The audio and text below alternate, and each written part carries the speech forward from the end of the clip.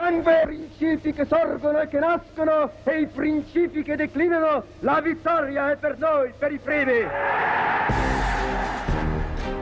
Today, it is easy to laugh at Benito Mussolini, the fascist dictator of Italy. All that posturing seems faintly ridiculous now, but it didn't seem that way in 1922. Back then, Italy had seemed to be on the edge of anarchy. The country was riven by strikes and land seizures. The democratic government, just as in Germany, seemed powerless in the face of such unrest. So Benito Mussolini, a war veteran and a journalist, decided to take a stand. He organized a right-wing nationalist party, the Fascists. With the country paralyzed by a general strike in August 1922, Mussolini ordered his followers to march on Rome. Fearing a civil war, Italy's king, Victor Emmanuel, asked him to form a government. Si realizzassero le premesse necessarie e sufficienti per una collaborazione delle quattro grandi potenze occidentali, Mussolini swiftly stamped out any political opposition and assumed dictatorial powers. Deve cristallizzare una posizione di potente ingiustizia. By 1928, his position seemed secure. Parliament was appointed rather than elected, and all power was firmly in the hands of the fascist Grand Council.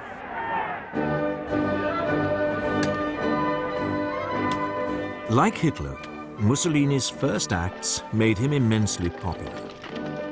Massive programs of public works provided employment and transformed Italy's infrastructure. Corruption was rooted out and the mafia more or less eliminated. Italy's armed forces were built up, including an advanced modern air force.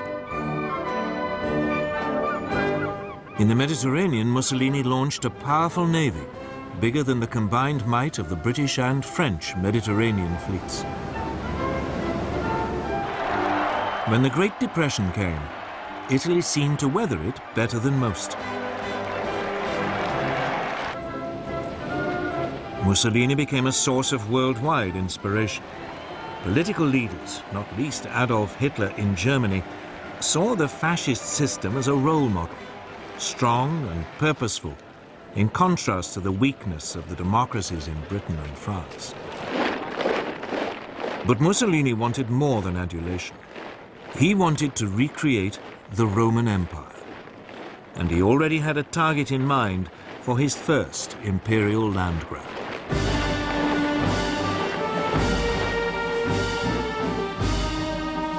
His target was Abyssinia, today's Ethiopia. Italy already had colonies on its borders in Eritrea and Italian Somaliland. In December 1934, Italian forces provoked a clash with Abyssinian troops at an oasis in the Ogaden region, well inside Abyssinian territory. Mussolini then sent reinforcements to Eritrea and Italian Somaliland, demanding that Abyssinia pay reparations. The Emperor of Abyssinia, Haile Selassie, appealed in person to the League of Nations. He called on it to live up to its ideals. Here was a small nation under threat from another member of the League. This was the supreme test. But the League did nothing. Britain's Foreign Minister, Anthony Eden, at least tried to broker a peace deal, but Mussolini would have none of it. In early October 1935, the Italian army invaded from Eritrea and Italian Somaliland. The primitive Abyssinian forces stood little chance against a modern army equipped with artillery and tanks.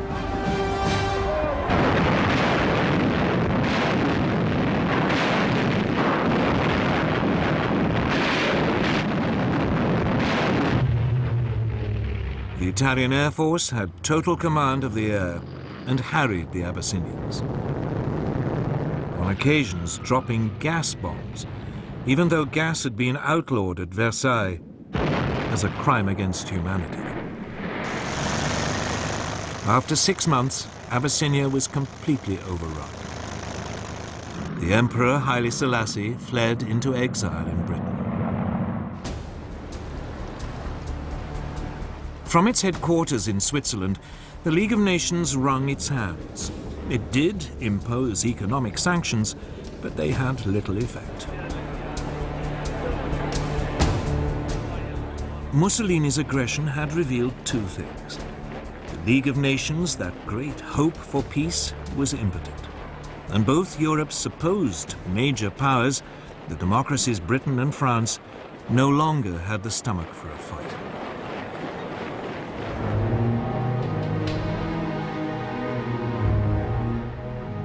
Both Britain and France had been shattered by World War I, and their economies had never really recovered. Both had witnessed waves of strikes and unrest. Both had suffered mass unemployment, even before the Great Depression.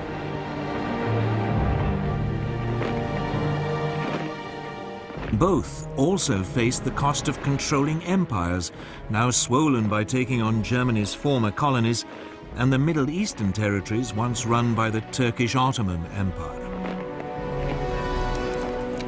And above all, both had been traumatized by the horrific casualties of World War I. A succession of British leaders, Lloyd George, Ramsay MacDonald, and above all Stanley Baldwin, all resolved to keep Britain out of future conflicts.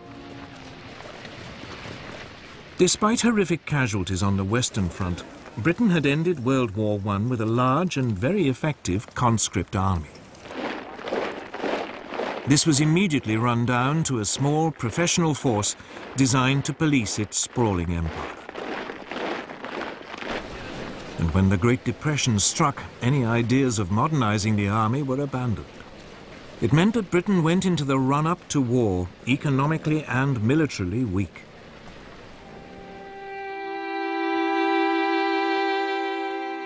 French losses during World War I had been even worse than the British.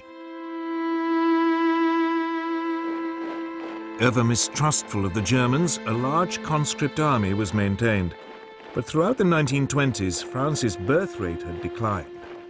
It became clear that there would be a manpower shortage by the mid to late 1930s.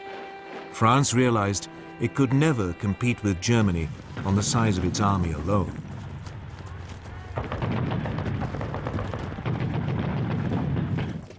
The solution was to adopt an entirely defensive mentality.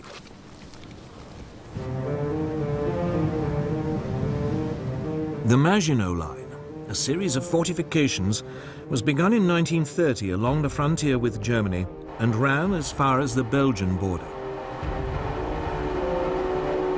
There, it theoretically linked up with fortifications planned by the Belgians.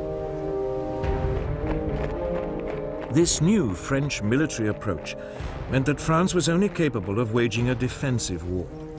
It just did not have the ability to launch an attack on Italy, even if the British had had the troops to help. And of course, both countries knew that their navies in the Mediterranean were outnumbered by Mussolini's new fleet.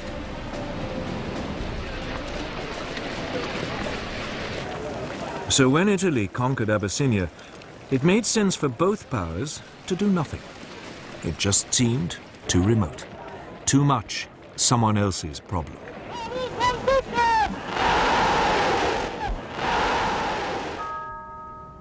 By now, they both had to deal with all the traumas of the Great Depression. That seemed so much more pressing. And above all, they were now faced with a military threat far closer to home. A resurgent and rearming Germany. And Germany's power, and that of Italy too, was soon about to be demonstrated in supporting the rise of another dictator in Spain.